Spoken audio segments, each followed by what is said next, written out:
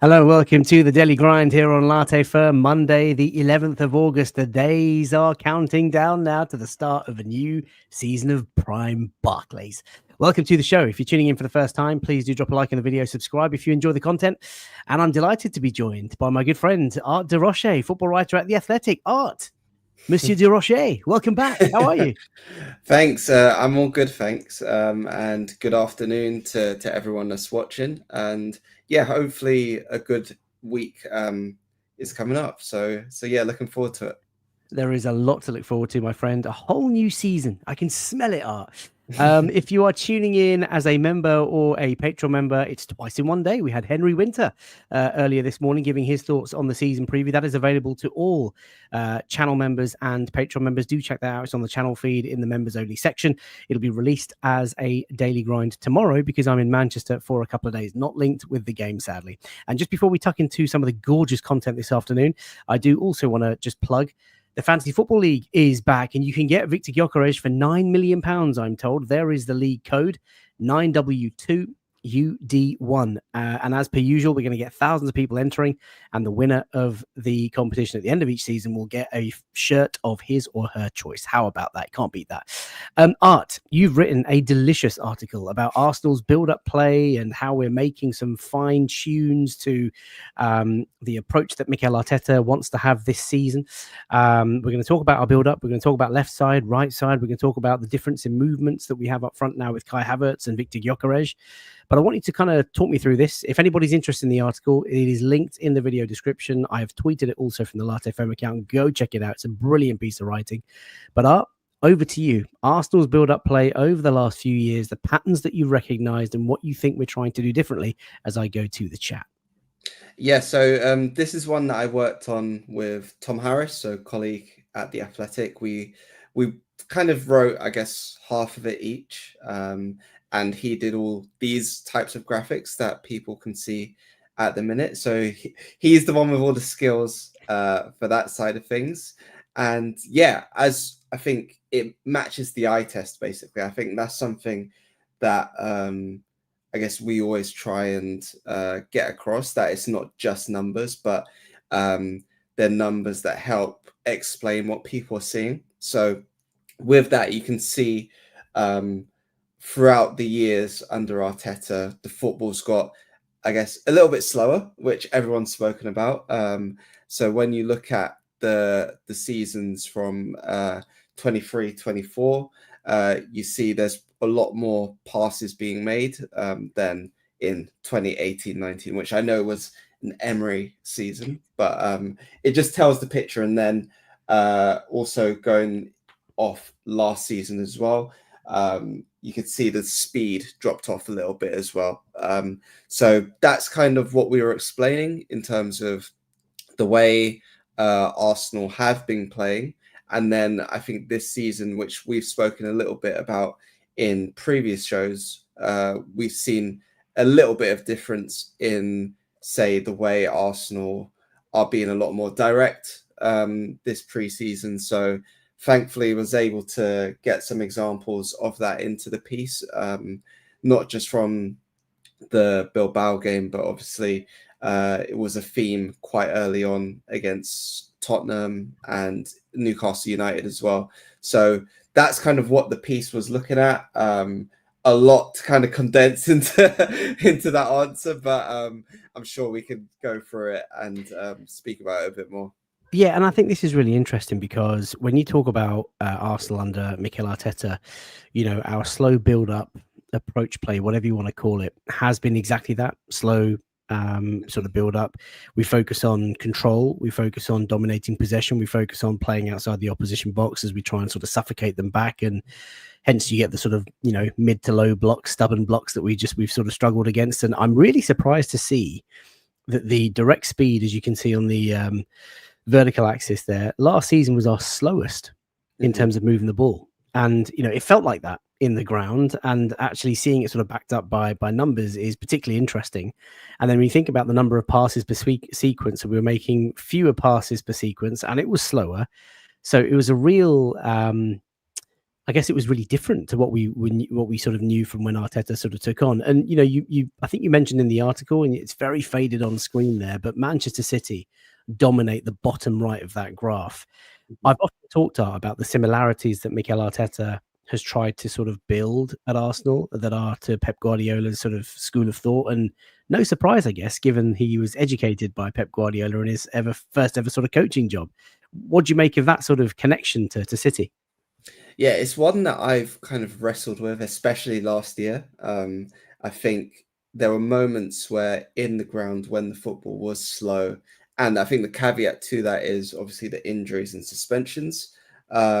But even with that, there were times where I was bored, and that was just because of how slow the ball was moving. And it's a theme I remember. I don't know if you remember the Fulham game on New Year's Eve, Oh yes. not last season, but the season before. And Arteta brought up ball speed as one of the big kind of areas for improvement. So that's something that I've always been quite keen to look out for. How quickly is the ball actually moving? And why am, I guess, a bit less, what's the right way to put it?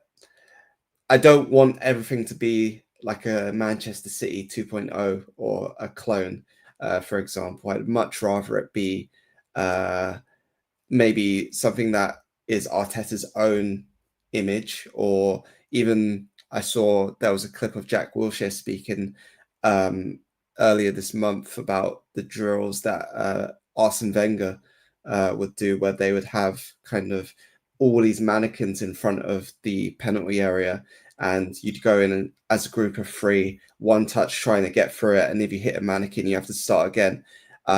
That's the type of football that I grew up watching, and that's why I think there's a need for speed in terms of the ball movement, and I think it's quite refreshing that there was more speed in that, especially against Athletic Bilbao. Quite right. There's a great clip of the camera sort of behind the goal showing the build-up play. I think it was to whose goal was it? Saka's. It was Saka's goal, where it's just like direct through the middle, one touch, and sort of straight in. And Mikel Arteta, like you say, Art spoke about it after the game, saying we've got to be more direct. Goalkeeper, defenders, midfielders, and of course we've made some tweaks in terms of personnel. We're going to talk about Martin Zubimendi and what he might offer. We're going to talk about Victor Gyokeres and his movement and how he sort of dominates the central zones and how that might help as well. And of course, Noni Madueke, who I've been very impressed with. Very, very small sample size, but really pleased to see him as part of the squad. So let's move on to that, I guess, talking of Madueke. The right-hand side versus left-hand side. Now, this is really interesting because I've talked through viewers. The very top left, as you can see, that is the Arsenal. Sorry for the eye test, people. But that is basically how all clubs in the Premier League have focused their attacks down the sort of 3/3 of the pitch. So left third, central third, right third. You can see top left, we are dominating most of our attacking play down the right-hand side. And of course, the obvious answer is that, well, you've got Bukayo Saka there, but he was missing, of course, for so much of last season, yet we still tried to force it, especially without Ben White down that right-hand side. So there was a distinct lack of faith or hope or optimism or want to go down the left. And weirdly, Art, 33% of attacking touches down that left third is the lowest in the league. Tell us what you sort of see here and compare us to maybe one or two others, maybe even our rivals, things that have taken your attention. Yeah, well, on your kind of first point on Saka being injured, it wasn't just him. I mean, Ben White missed about 4 months of the season. Odegaard missed 2 months, I believe, of the season. Yep. And still, Arsenal tried to shovel their play down the right-hand side. And I didn't mention this in the piece, but it's almost a complete reverse of what was going on at the start of this decade. So everything was being shoehorned down the left side with Kieran Tierney. And it got to a point where that got old. I believe that going into the new season, Arsenal will have a better presence on that right-hand side. It won't just be, I guess, these stupid back and forth passes before a hopeless ball gets played into the box. You've seen Ben White, I think, looks like his old self during preseason, which should help. But as we've kind of mentioned before, I think that central area is the one you'd want to beef up a bit more, which we'll get onto a bit later. But yeah, that right-hand side, I think just the reliance on it made Arsenal a lot more predictable last season, and that's something they need to get away from. It is. And, when you look at sort of Liverpool, as you can see, that second column, third down, 37% down the left, 35% down the right. It's a little bit more even spread, even though you think they've got Mo Salah on their right-hand side, yet 37% of their attacking touches are in that left third. And on Liverpool as well, there was a point during the season where I did something on Mo Salah because he was getting close to Henry's assist record. So looked through all of Salah's assists, and one thing that stood out was just how quickly Liverpool would go from A to B. So it'd be maybe Trent Alexander-Arnold, who they don't have anymore, or McAllister playing a ball in behind for Salah to chase. And then by the time he's got there, Gakpo's got up to the back post and he can find him there. And that's how Salah got quite a few assists last season. So that, again, it just shows where, I guess, the difference was. There were hardly any runs in behind from Arsenal last season. Or if there were, they weren't being found. So, again, there are different ways to kind of attack those spaces. Hold that thought on runs in behind, because we are going to talk about a new gunman. But before we move on to that next slide, Rancid Pumpkin, welcome to the show, says, am I allowed to say that I'm a big fan of Art de Roché? It's always a pleasure to read his articles. That's not your brother, is it, next door, sending these messages? No, he should be asleep now. He's back in Japan. Oh, there you go. So yeah. My best wishes to him, by the way. No, listen, you're getting a lot of love in the chat. And I've got to say, your writing is elite. And you know what I love even more, Art? And I've said this to you before. I think I've WhatsApped it to you once or twice. I love the questions that you always ask the gaffer in the press conference, because honestly, some of the journalists, and I'm not going to be too critical because I know they're your esteemed colleagues, but sometimes you think, or you watch something and they're sat in front of a manager, it could be any manager, any player, and they ask a question, you just think to yourself, you've got 5 minutes with a footballing genius and you ask a question like that. Your questions are always well thought through, or they're about a specific aspect of a game, or they're about an observation that you've made in the way that we've maybe tweaked something or fine-tuned something. I love it. So just keep it up. And yeah, Rancid says he loves reading your articles. Rancid, if you haven't read, I was going to say Mikel Arteta's latest article. If you haven't read Art de Roche's latest article, do check it out. It's in the video description. And of course, I will tweet it from the socials as well. Let's move on to movement and creativity. We'll come on to that in just a second. This is not actually the point that you were trying to make in your article, but let's talk about the two different profiles we do have up top, because you talk about the running in behind. We've just talked about the importance of being a bit more direct, moving the ball quicker, and of course, going down the left and through the central zones.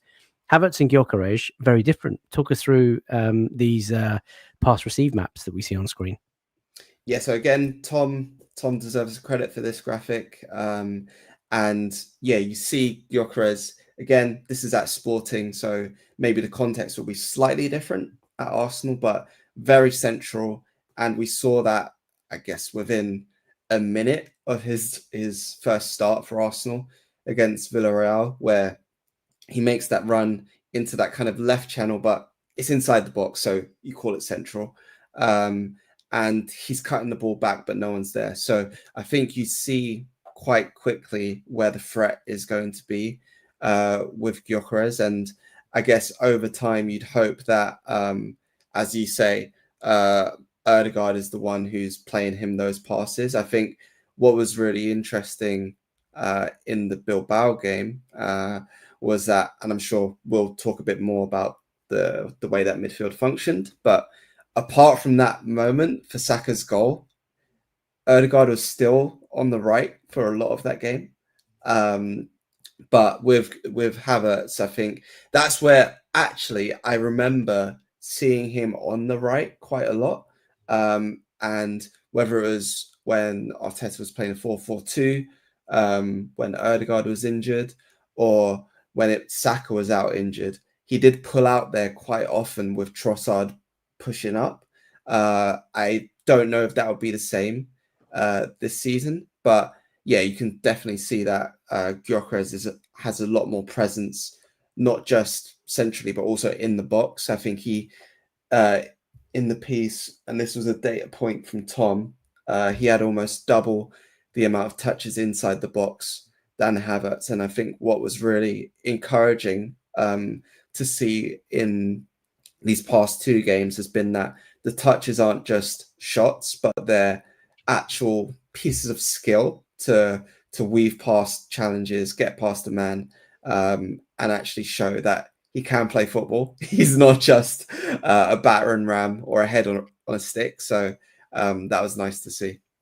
Well, that's what I love about Victor Gyokeres. And, I'm not sure if I've ever spoken to you about Victor, but he's a player that I've loved for quite some time, 12, 18 months, talking on this channel about him. And, it started off as wouldn't it be great if we had a striker like him? He's a bull of a centre forward, speed, power. He has the technical ability. There were a number of times against Athletic on Saturday where he was running into space, shifting out on the left, and Martinelli was coming inside, and he'd get to the touchline. He's sort of that little deft touch back on his right foot. He's really good with his feet. And, there was an early doubt about, well, the Premier League is going to be relentless. You're going to have the defenders sort of digging away at your heels constantly. He's not going to get time on the ball to, or land that he's so used to eating up. He's not going to get that space. So like what's he like under pressure, under quick sort of intensity? But he looks like he's got the lot. And another observation, I think you made this in your article. If you think about the goal that Saka scored out in Singapore, I think it was Jakub Kiwior crossing from that sort of almost left half space. And then we saw on Saturday, and this was through the presence of Victor Gyokeres in the box, Zubimendi crossing from almost the right half space. And I'm sure you've seen that clip of Gabby Heinze talking to Miles Lewis-Skelly or trying to get him to work on his crossing. This is something that I've noticed for a long time that Arsenal just don't do. We try and work the ball down the right, get it to the touchline, cut across. We try and work the ball down the left or up the left into the box. But we rarely, when that ball comes back into that half space, just ping it straight into the box, because Kai Havertz is probably busy doing other things. But Victor Gyokeres wants to be in the box. His desire to get on the end of the ball and his relentlessness of running in behind, as you said on the last slide, like that movement, is going to hopefully create much more opportunity for us. And hopefully, we just talked about Zubimendi and Kiwior, but Ødegaard has had a couple of difficult years, I would say. He's the captain of this football club, and I absolutely adore the boy. The noise about him just doesn't seem to go away. Of course, he had personal circumstances last season and becoming a father, and maybe there was an injury for a couple of months, but maybe he hasn't quite recovered. But I'm so desperate for Ødegaard to have a really good season. And I feel that Arteta's recruitment this summer around Madueke, around Gyokeres, hopefully the progression of Wanyeri, and Saka coming back, he's finally going to have runners. And that movement to me is a good thing for creativity. What do you think? Yeah, definitely. I was speaking to Rodney Hines, who works for The Voice, very experienced journalist as well.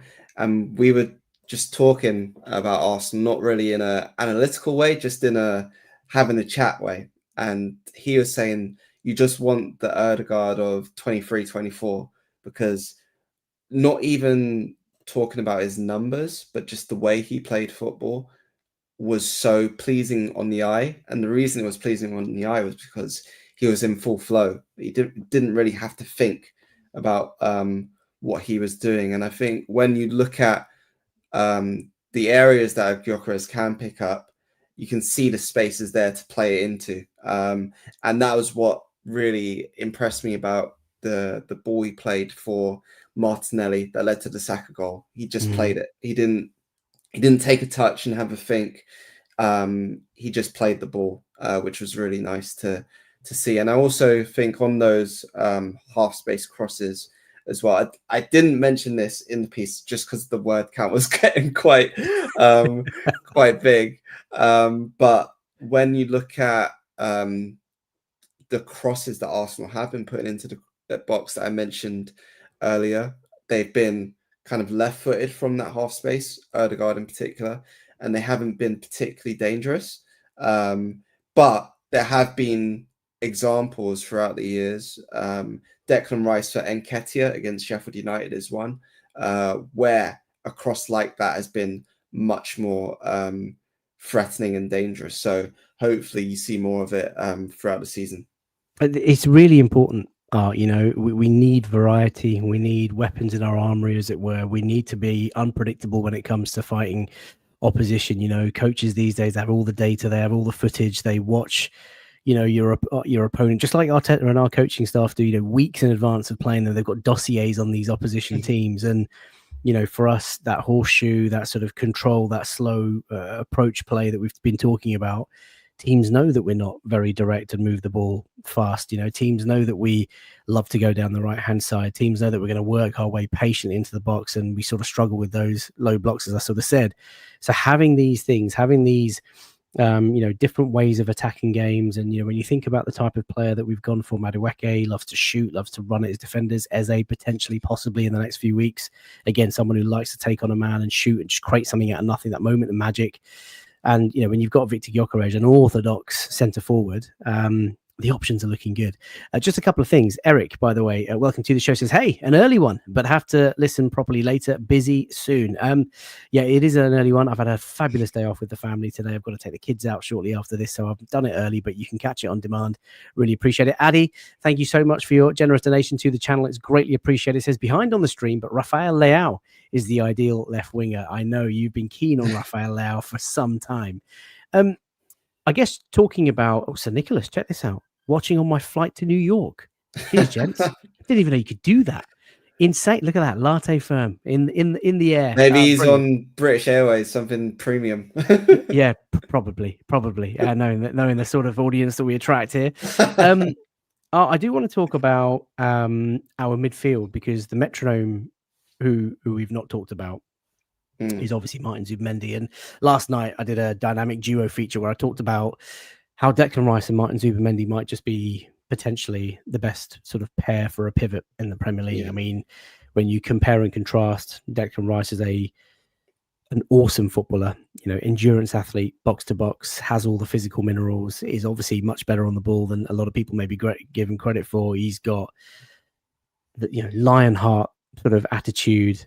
You saw the corner sort of misdirect at the weekend where he sprinted almost to his back to his own penalty area to win the ball back. It was phenomenal.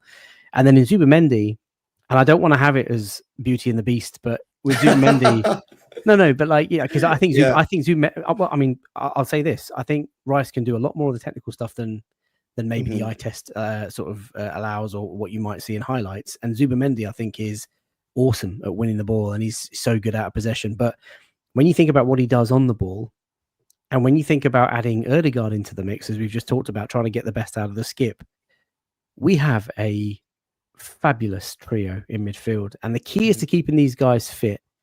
But if they stay fit, Art, I mean, you know, dare we dream about finally winning our first Premier League title in more than 20 years?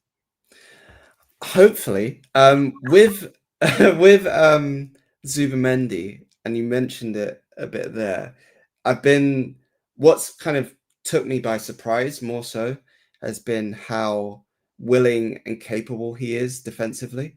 In the stadium on Saturday, mixing my days up. It was just so apparent how often he was going into tackles and challenges and coming out with the ball.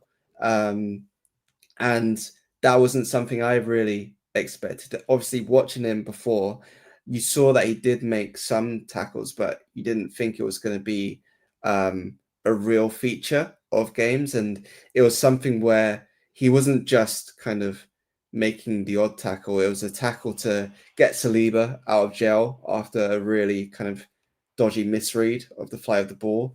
Then it was another one to kind of kickstart an attack after Gyokeres couldn't hold the ball up in midfield. And the one that really impressed me was when he gets nutmegged, but then he actually chases the ball back and wins it off Nico Williams. So that's been something that I've been really impressed with. But then when we talk about, I guess, the way it functions, and I mentioned this to Arteta after the game, but the interchangeability of him and Rice as that kind of two at the base is really important, I think, because there are moments where maybe Zubimendi goes out to the left and Rice is the one central, and Rice can play the ball over the top for Saka. Or if Rice is central, it just allows Calafiore to to push forward even more and be more dangerous. So I think the effect it can have, not just on them as a free, but other players around them, can be really important. And in the kind of answers Mikel gave on Saturday, he mentioned getting inside as well, unprompted, twice. So that might be something to look out for as well, kind of how they're able to pick up more central spaces and be more threatening in there. And just before we kind of leave the midfield area, I also have to bring up Ethan Wanieri, because I think he's given a really good account of himself in midfield in pre-season and is different to every one of these players. I think the way that he's able to eliminate a man one-on-one is such a key skill set to have. And maybe off the bench or when one of these guys needs a rest, I think it can be really, really important for Arsenal. Indeed. So Nicholas has come back and said he's flying from Chicago to New York. In-flight Wi-Fi is pretty standard in the States, but the quality is hit or miss. Delta has been good, though. Appreciate that. And Albrecht praising crazy. You can listen up to 4 times speed now, but doing it on 2.5 still works for me. FK is almost rapping at this speed, double time. Yeah, double shows. Enjoy that, Albrecht. Thank you for your support on the channel as well. The formation is no longer a U, but it's a W. It says Ragamuffin Gunner. Love that. Listen, I want to talk about, just before we go, a couple of questions from the chat. First up, 2 completely unrelated. Max Hobbs asks Art, do you have a favorite kit for the season? Yeah, it's the white one. I've got it already. Long Have sleeve. Debut. Nice. 7-a-side last week. So I'm hoping I'm on the red and white team again, and I'll wear it again. Good for you. Have you got a name on the back or just De Roché? Not yet. I'm holding off until the end of the transfer window. Ooh, hopefully. There you go. That's not. There's no insight it's behind basically that. That's what you've just. We've had a De Roché bomber. No, that's more hope. That's hopium. Okay. Fair enough. NK_AFC says, what do you guys think of the Savinho move? I mean, look, Spurs have gone knocking on the door of Manchester City, who seem to be having a bit of an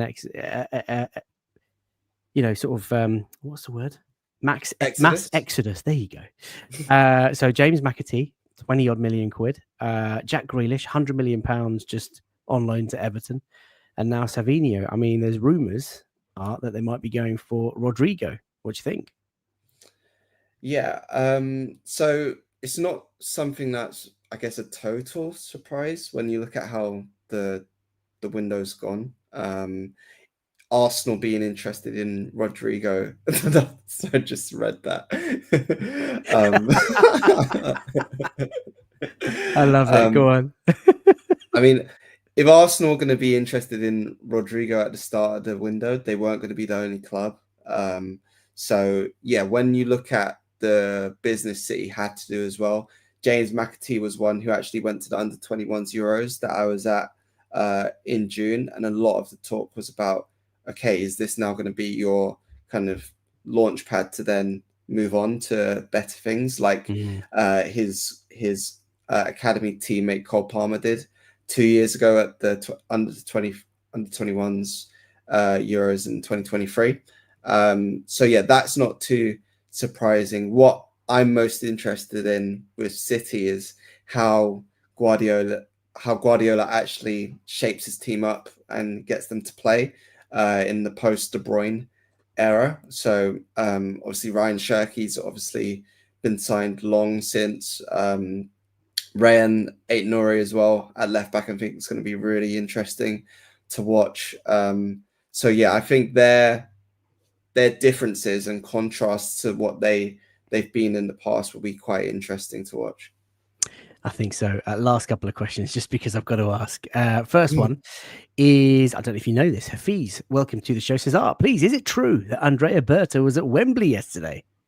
Where are these noises coming from? Were you there? Was it covered? Have you seen it? I don't know about that one. As you know, FK, I was offline yesterday. So he was, to be fair, chat. He absolutely was, but I think you'll find the answer is that Berta was in Eze's box with his family. Let me move on to the last question, which is on a personal note, and this is something that I used to enjoy watching, actually. Yeah. Fuad says, FK, ask him when he's making an appearance on Twitch again. We all miss his Football Manager Tactico lessons. Big up to you guys. I mean, so what's happening? New season? New Yeah. To be fair, yeah, sorry, Fuad. I did jump on again like a few weeks ago, but then there was a couple issues with the stream. I don't know why, but I did actually start a new save recently with Arsenal. So what day are we at today? Today's Monday. Don't know.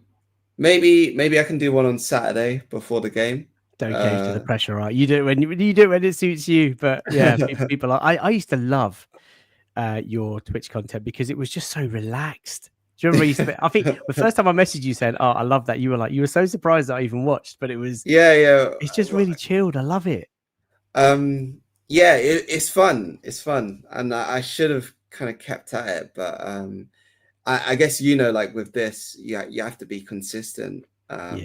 With it, and there were times where I would just be like, oh, I'd rather just like play by myself on this day or whatever. So, but yeah, maybe I need to make more of an effort with it.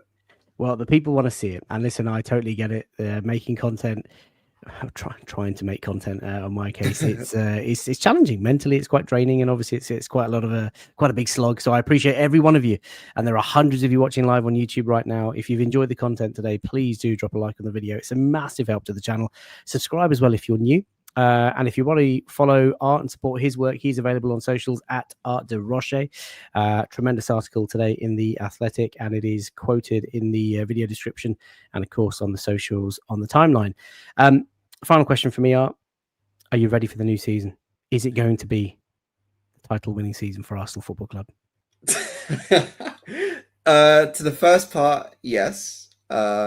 Actually, it felt a lot more real after Saturday. I don't know if you felt the same. Oh, yes. And then to the second part, again, I hope so. I'm quite, the way I'd put it is, I don't want to sound pessimistic, but I have to be convinced is the way I'll phrase it, because I just feel like that opening 2 months is going to be very telling.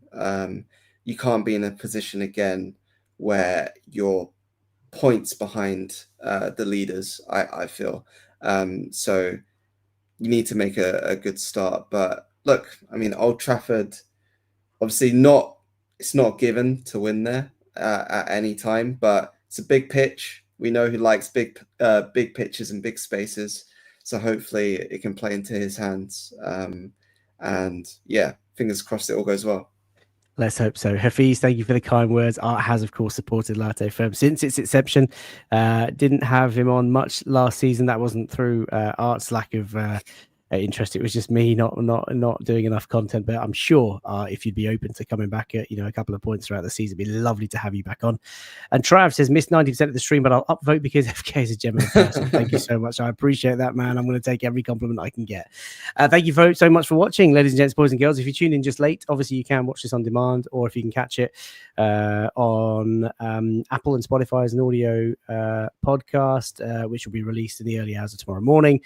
Check out the channel feed. There's lots of content out there. There's, of course, the Henry Winter interview. I'm in Manchester over the next couple of days, so I'll release that tomorrow to everybody as the daily grind for that. But Art, thank you so much for your time. Really appreciate it. Have a great few days in the run up to the new season. I hope you enjoy the season. I hope the season brings you tremendous prosperity, man, because I love your writing and I love your work.